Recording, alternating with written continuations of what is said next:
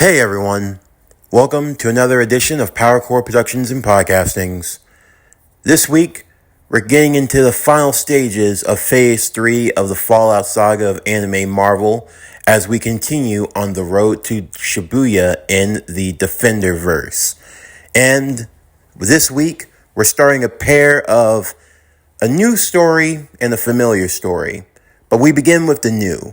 A story that a lot of you have been looking forward to for a while now, and I have been looking forward to myself.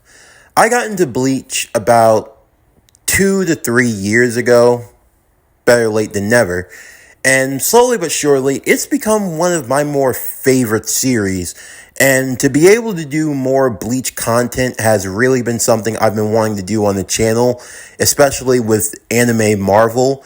And when I was thinking about a hero who could embody what Ichigo is, and you hear about the running joke of Ichigo being a group project with all of the powers that went into him, I figure, what if each of those powers had its own personality, its own person, its own being? The Shinigami, the Hollow, the Fullbringer, the Quincy, all four. Well, there just so happens to be a Marvel hero who specializes in multiple personalities, although it's kind of a disorder. Yes, we're doing Bleach Midnight. What if Ichigo was MoonKnight? Season 1, the Soul Society arc. With this story, we're going to be getting right into the thick of things as we get into the events of the Soul Society. And with this series, it's gonna be the crown jewel, if you will. Kind of the central focus for everything in the Defenderverse. And will kind of lead to its own endgame, if you will. So, I do hope that you look forward to this series as much as I do. It's going to be a 2-week event before we get to the closing parts of the Shibuya arc. So, like I always say, sit back, relax, and enjoy the show.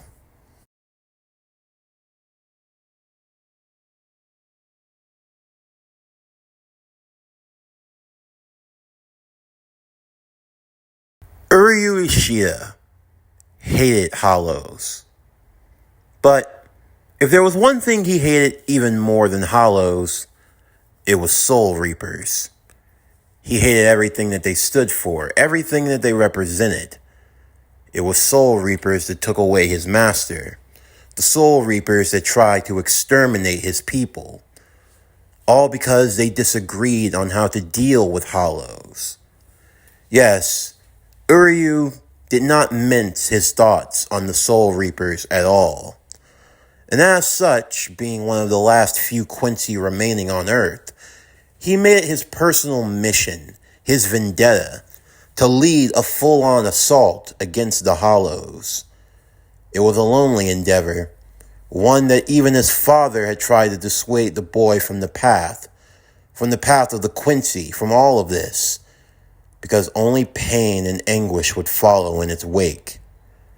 But for Uryu, he was not one to listen to reason.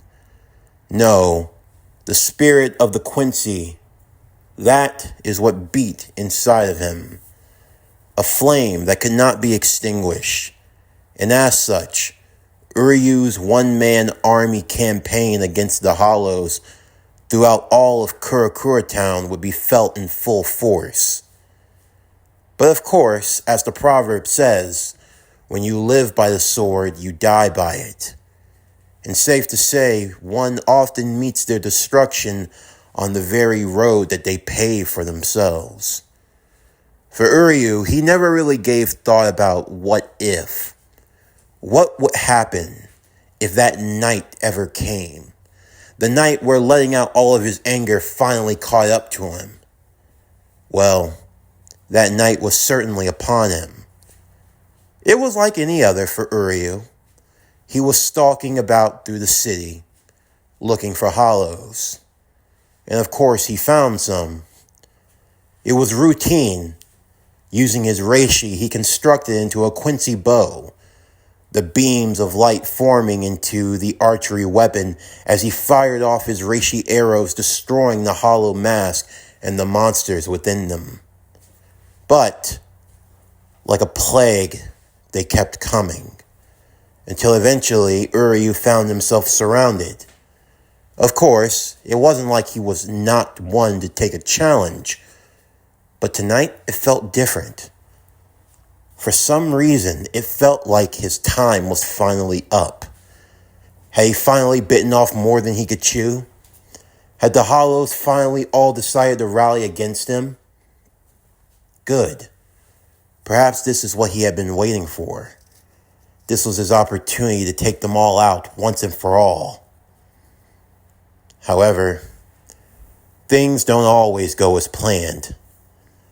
Before Uryu knew it, he found himself cornered in an alleyway, the Hollows closing in upon him. Sure, there were some desperate measures he could take, but that could cause civilian casualty. Perhaps his father had been right. Perhaps his need for vengeance and anger had finally led to his demise. That was until another figure would arrive. A man dressed in white. A white suit, white shoes, white gloves, and a stitched-on white mask with the crescent moon insignia on its forehead. "Well, you seem to be in the jam, my friend," the man said on high as he jumped down into the alleyway between Uryu and the Hollows. "If it's just a fight alone, then one cannot stand. But with the strength of two, one might stand a chance." "What the? Who are—" "Fear not, for I am your ally in this endeavor." The masked man would raise his hand towards the Hollows, firing off reishi. Pure, raw reishi. His spiritual pressure. It was unlike anything that Uryu had ever experienced. The Hollows were quickly cut down, giving Uryu a chance to regroup as he joined him in the fray. His companion, if he could call him that, he definitely wasn't fighting like a true Quincy. Uryu certainly saw the potential, yes, but he was so unrefined. He was like a diamond in the rough, and he was definitely rough around the edges. But for now, the only thing that mattered was survival. Together, the two would clear through the horde of Hollows before eventually defeating them all. "Well, that seems to be the last of them." "You're not bad out there," the masked figure said. "I'm sorry, but who are you?" "Oh, it's rude of me. I should have introduced myself properly. My name is Ezekiel. Ezekiel Nakamura." Ezekiel. Although, to some out there, I'm known as Mr. Knight, at your service. "So he has a title. What, is he some type of superhero or something?" Uryu would ask. "Anyway, I don't want to admit it, but I'm not too proud to say thanks. That could have been the end of me. I felt your spiritual pressure from not too far off. At first, I didn't think there was a chance that I would find a Quincy in this town, but it seems as though the gods have blessed me on this day. You are the one I've been looking for." "What are you talking about, Ezekiel? And why the mask?" "I'm not sure. I feel like it's always been a part of me. All I know, at least in my heart, I am the son of a Quincy. I can tell by the way that you bend your reishi.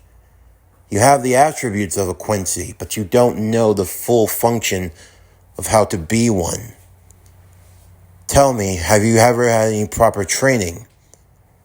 "No, I know I haven't. All I know is how to do what I can, but there's still so much more." Uryu was a bit skeptical. This strange, white-clad, masked individual, someone who was supposedly a Quincy, had been seeking him out. What exactly are your intentions around here, Ezekiel? The same as yours. I want to fight against the Hollows. I know that's where my place is. But also there's something else. And what's that? I don't remember. That's my problem. I don't know my past, myself. I only have one distinct memory. And what memory would that be? Uryu would ask. In the pouring rain, a young man stood in front of a grave. Of course, this was not an unfamiliar sight. Everyone knew what it was like to lose a loved one in death.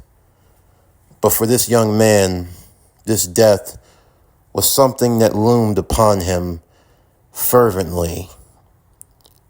As he stood there was someone else who was paying his respects also.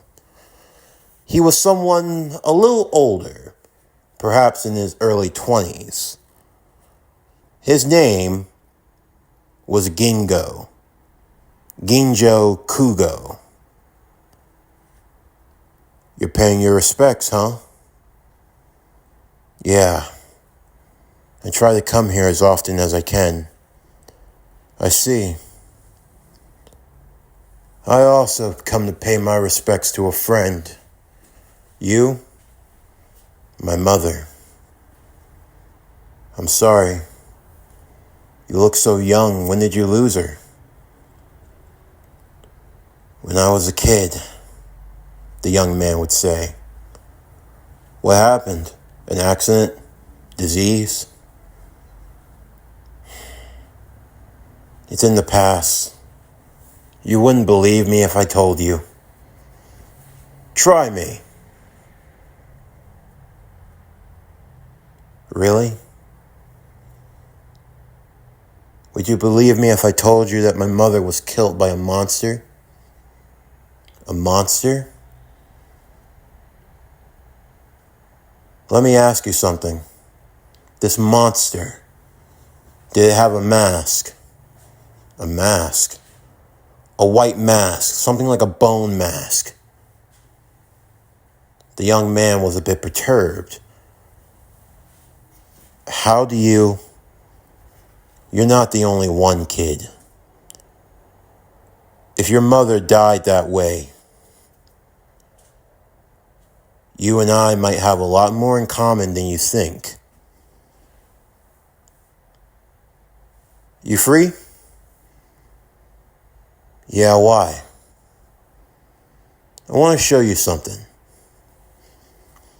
Together, the two of them would go somewhere private, as the older man, known as Ginjo, would take off the pendant that was around his neck. I can show you that I believe you. Here, watch this. Ginjo would focus his spiritual energy into the pendant. The young man standing before him wore a similar pendant around his neck, that of a crescent moon that he had gotten from his mother. He didn't wear it often, but whenever he did, it was usually when he visited her grave. Suddenly, the pendant would transform into a large sword, astounding the young man. How the hell did you do that? One of the perks, more so the curse, of being a Fullbringer. A Fullbringer? What's that?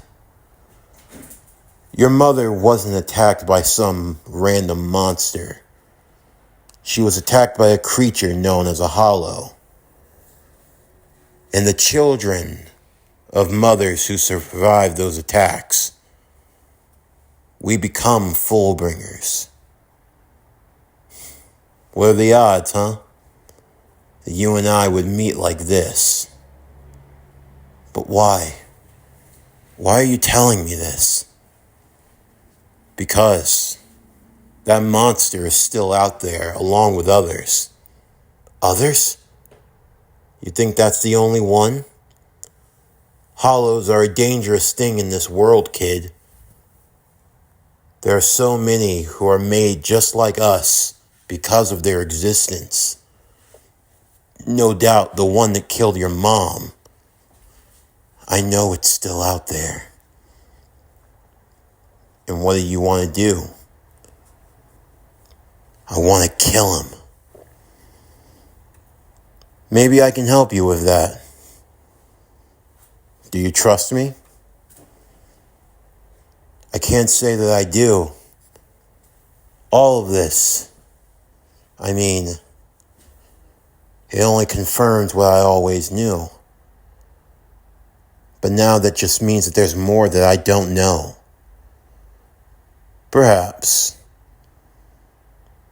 But is that going to stop you? Hell no. What's your name, kid? The name's Arthur. Arthur Fujimoto.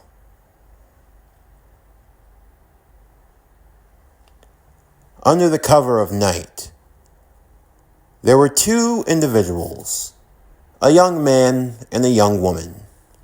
The young man had particular buck-like teeth, and the girl, well, she had a particular fang bite hanging out of her mouth. The two of them were jumping from rooftop to rooftop, doing what they normally did, going out and scouring on patrol. The young man in question, his name, Shinji Hirako, and his companion, the ever-lovable Hiyori Suragaki. Although, if you wouldn't judge from first glance, you wouldn't think that they were much of friends, if anything at all. Especially given how Hiyori was always one to kick Shinji, especially while he was down. I told you that was a bad idea. Ow! Ow! Okay, Hiyori, I heard you. But still, it's not like it was all bad. And besides, we got snacks. You and your damn snacks. Well, I sure hope that I didn't deprive you of your need for sugar and high fructose corn syrup. You know, you're just rude sometimes.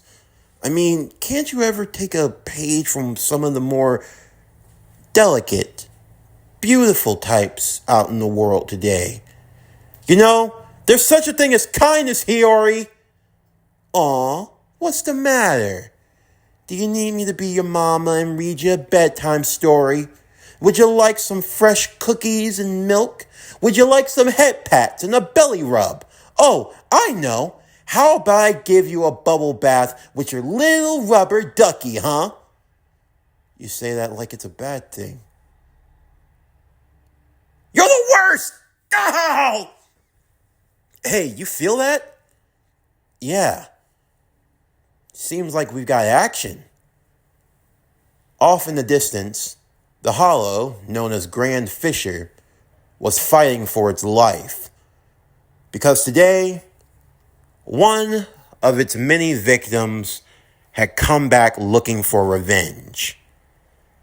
A young man sporting a particular mask, wielding a pair of knuckle blades shaped like crescent moons on both of his fists, was screaming maniacally as he raced towards the large hollow. You're gonna pay! You're gonna pay, you bastard! There's no way. How? How is a human able to use the power of a hollow? Yeah! Grand Fisher! Hiyori, are you seeing this? Yeah, I see it, doofus. It's a human with a hollow mask. What the hell? Yeah, and look at what he's doing to that hollow. Oh, Shinji would wince. The young man got his arm taken off. What the hell? Why didn't he dodge that? Hiyori would say. I mean, there were so many different ways he could have gone about doing that. He just lost his left arm. And he's still attacking. What the hell's wrong with you? Grand Fisher would yell out. Are you some type of madman? Huh? You think I need an arm to beat you? I'll beat you with one arm. If I lose my arms, I'll use my legs. If I lose those, I'll use my head. I'll use whatever it takes. I'll kill you! The man in the mask would scream maniacally, causing the Grand Fisher to retreat. Shinji and Hiyori, now using their hollow mask, would step in, now trying to get the one-armed lunatic under control. He's gonna get away! Get off of me! Get off of me! Snap out of it! Hiyori would yell as she kicked him in the face, knocking him down to the ground as he got back onto his feet. Oh. Oh, I get it. You want to go, bitch? Let's go then! Oh, now you've done it. I'm a bitch now. I tried to save your life, and now I'm a bitch. You hear that, Shinji? I'm a bitch. Look here, noob. I'll show you who the real bitch is, she said as she kicked off her sandals. I'm gonna stick my whole foot up your ass. Let's go. Bring it. This is not gonna end well. By the time the fighting came to an end, both Hiyori and the strange individual were all tuckered out, as Shinji now had to carry the riffraff back to the base. Thankfully, they were able to get the boy's arm healed up, and they got his hollow mask under control, but they had to keep him tied. They didn't know what he was going to do or what he'd be capable of.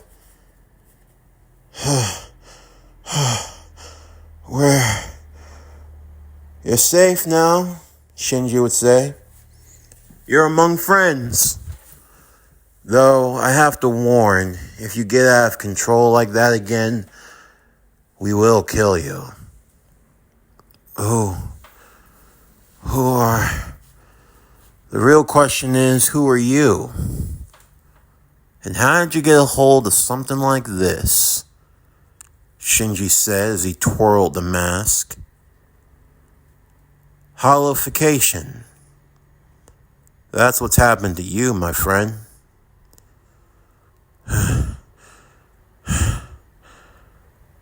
So, you got a name, stranger? Diego Rodriguez. Okay, Diego. So, why were you so gung-ho on killing that hollow? Because the bastard killed my mom. The sun would begin to rise, the alarm clock cooing to the side as Ichigo would tap it.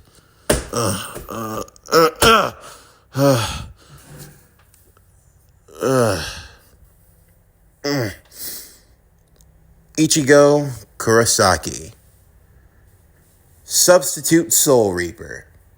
Although his body felt like he had been put through the meat grinder. He was preparing to jump out of bed when he felt something on his foot. He heard a phone ringing. As Ichigo would try to get out of bed, he felt himself being yanked back to the bed frame as he fell to the ground. Why was his foot tied to the bed? Was it Kon or Rukia? Who the hell had done it? There was no way Ichigo could make sense of anything that was going on nowadays. Eventually, the phone would stop ringing and he couldn't find where it came from, but he found his own phone. Perhaps it was one of the girls or Rukia who had left theirs. Ever since Rukia came into his life on that fateful night, saving him from that hollow, granting him the powers of a Soul Reaper. His life had changed forever. Of course, you all know the story, so there's no need to repeat it here. They were now in the thralls of July heading into August. Ichigo's birthday had just passed not too long ago, and so far, everything seemed to be going relatively normal.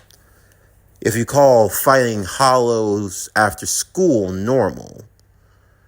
But of course, among other things, Ichigo had noticed something. Particularly, it was with Rukia.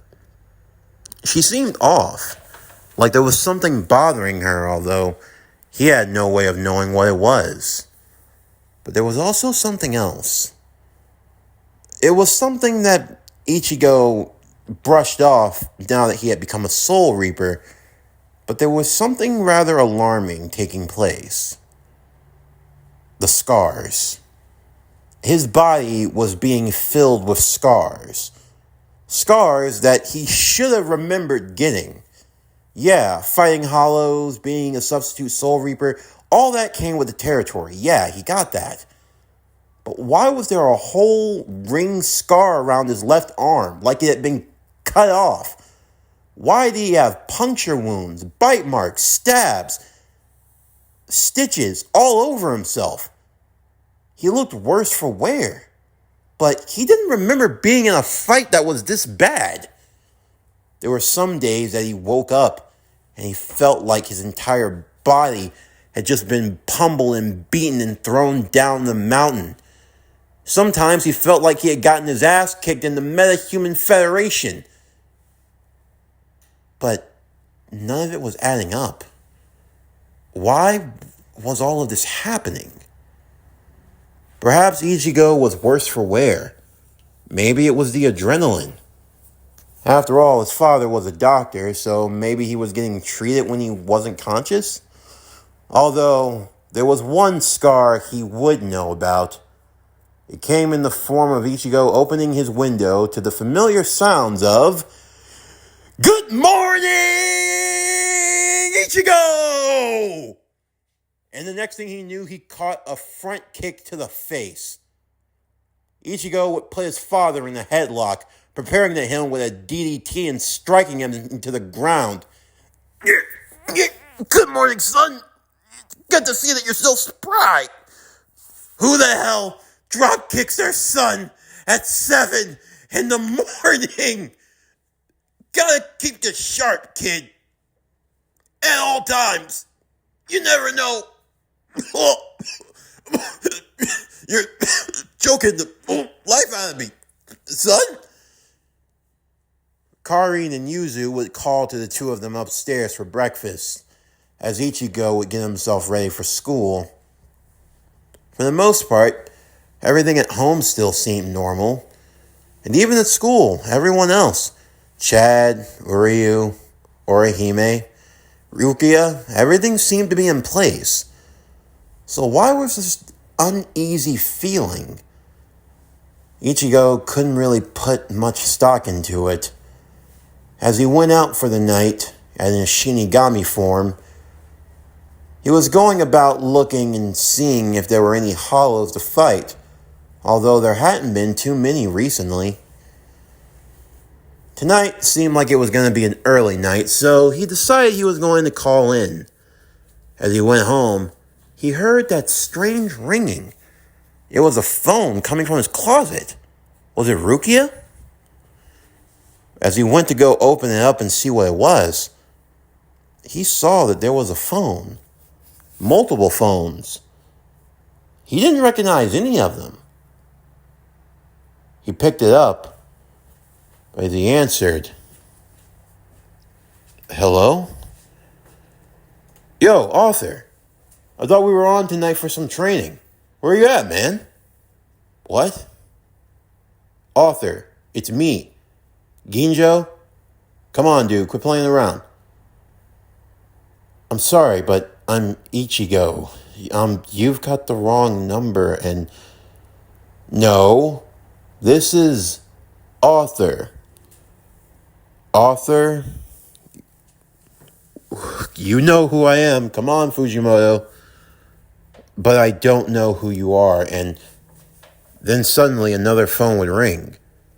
Hello? Diego, were you still going to bring the pizza tonight? What?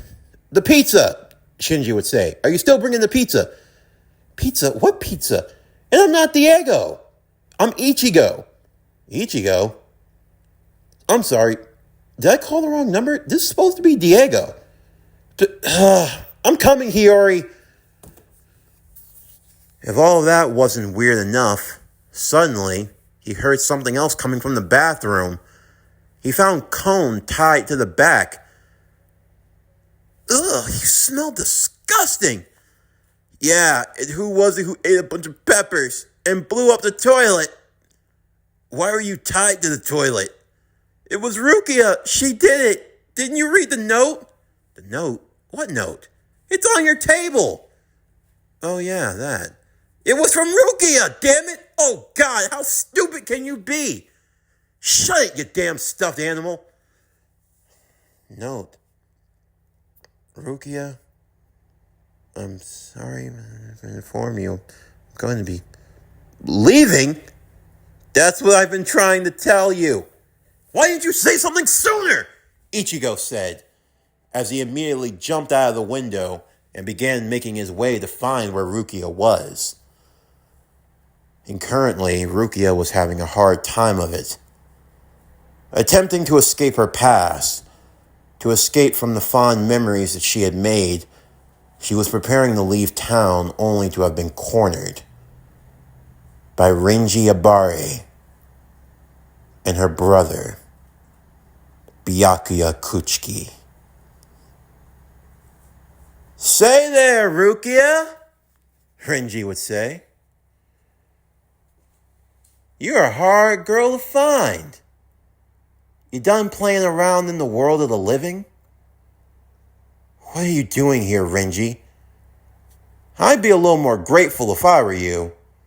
Under normal protocol, they would have sent the execution squad after you. But they were kind enough to send Captain Kuchiki and myself. You really let yourself slip if you couldn't even sense that two Shinigami were after you.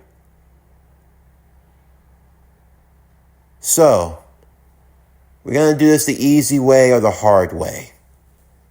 Personally, I would prefer if you don't struggle. And you'd help yourself if you told us the human that took your power. Just because I'm in a gi guy, it doesn't mean that I've lost any sense of my power. And what makes you think that a human would take it? Oh, please, don't try and play that. It's clear as day what happened to you. I can tell from that human expression on your face.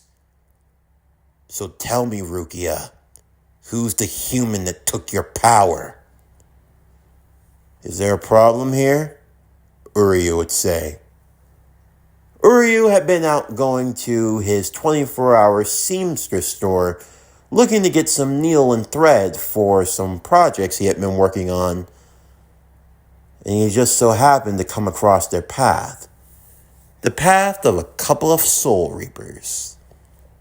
Of course, for Rukia, she wanted to keep everyone out of this, including Uryu. And for Uryu, he really wished that he had his friend here at the moment.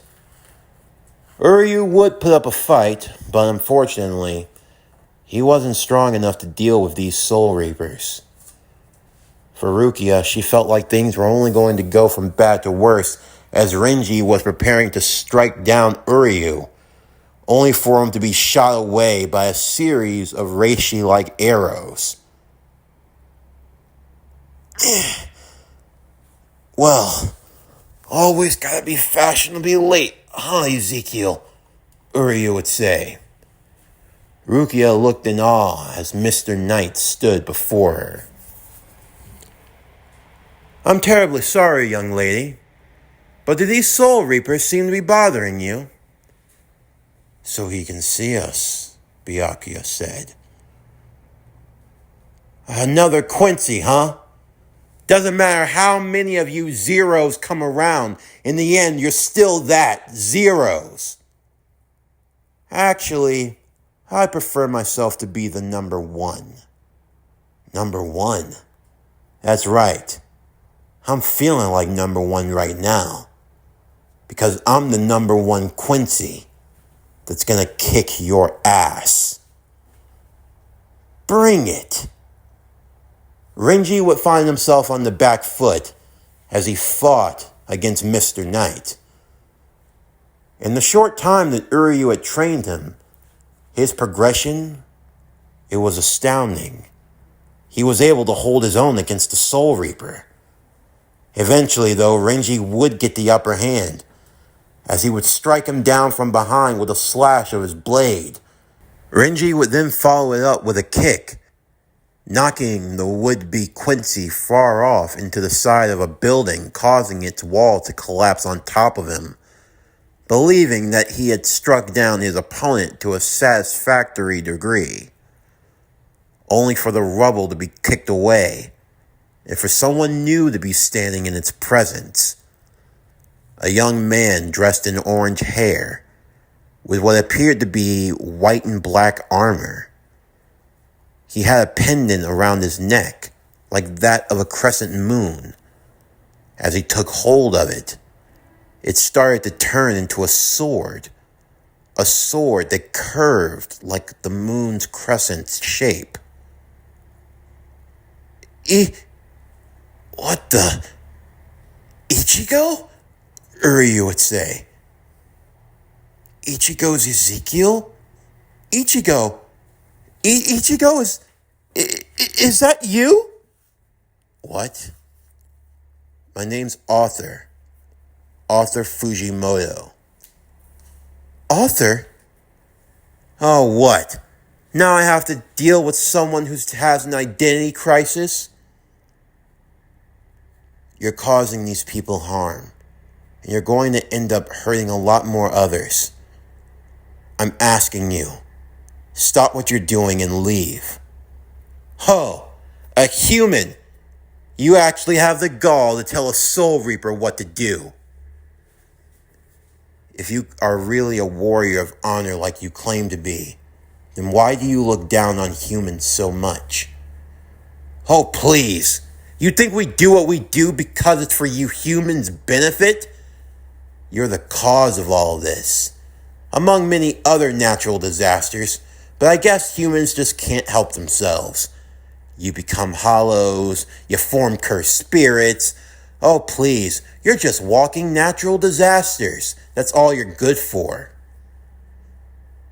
I will say this a final time. Leave the girl alone and leave. Or what? Or you will have to answer to me. Arthur would then race towards Renji, who readied himself as he held up his Zanpakuto, their two blades colliding with one another. Byakuya was surprised by the increase of spiritual pressure, but there was also something else. The spiritual pressure's aura had changed, like it was a totally different person. Of course, if you weren't actually looking, you would think that another fighter had shown up. But no, this was the same fighter. And yet, why was this possible? The two would continue on evenly match, before Renji, finally having enough, would unleash his Zanpakuto. Now! Roar! Zabimaru!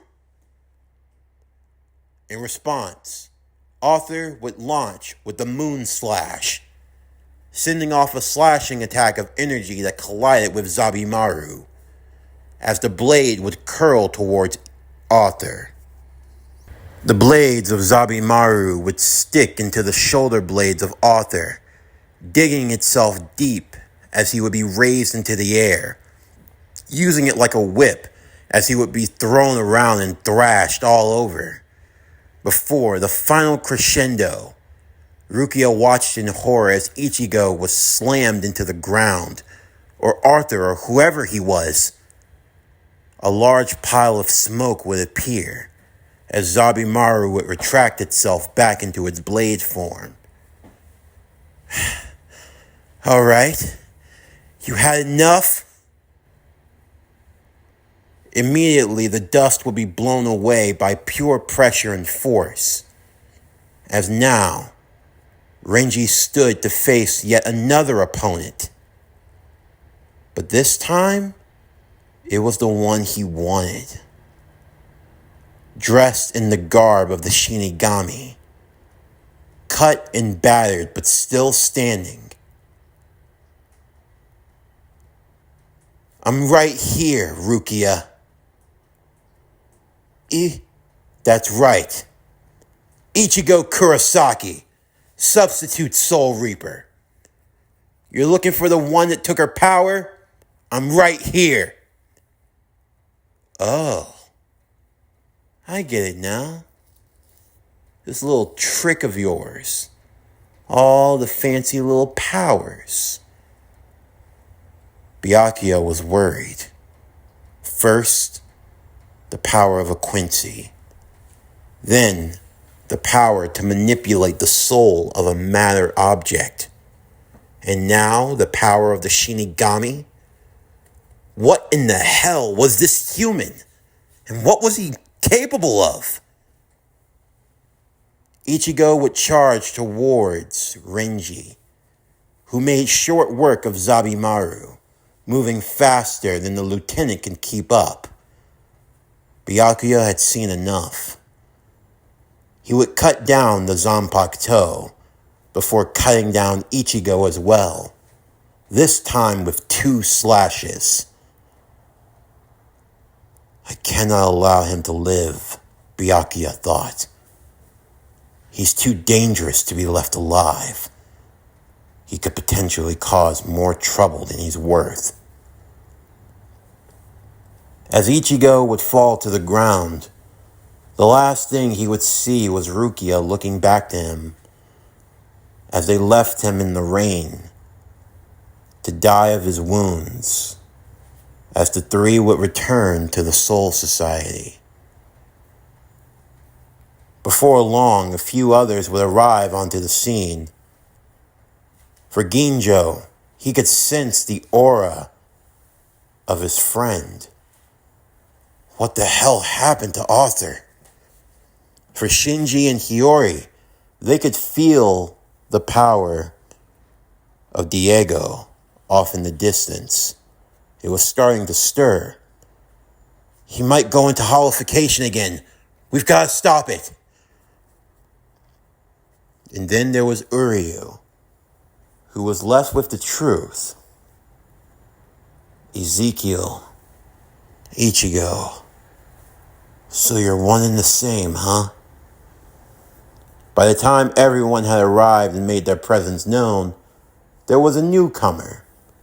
A man dressed in simple clothing, hat and clogs, walking with a cane and a bucket hat. He smiled happily with a black cat on his shoulder. Now, everyone, no need to be so panicked. We need to get our good friend here some critical first aid. You mind carrying him back to my place? Urahara! Shinji, Hiyori, it's been a while. Who are you? Ginjo would say.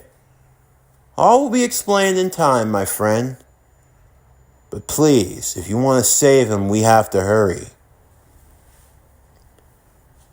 Shortly after, Ichigo would awaken, his body wrapped and bandaged.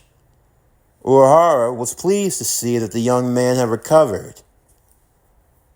It's nice to see that you're back in the world of the living, my friend, Urahara said with a smile.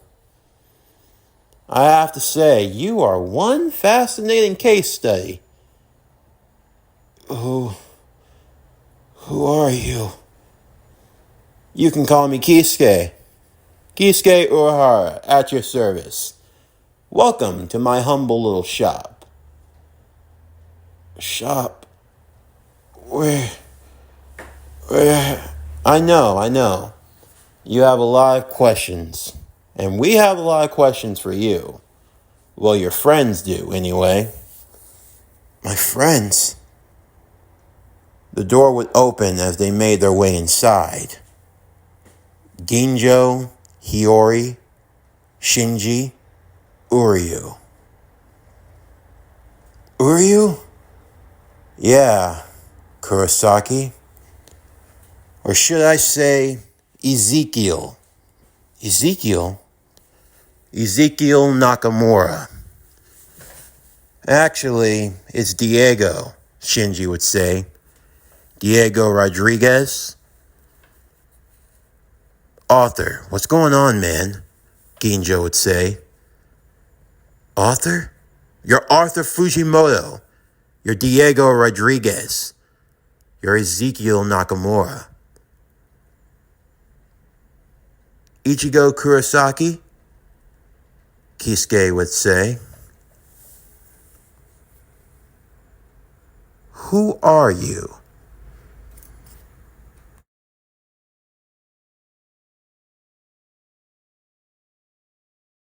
This concludes Bleach Midnight.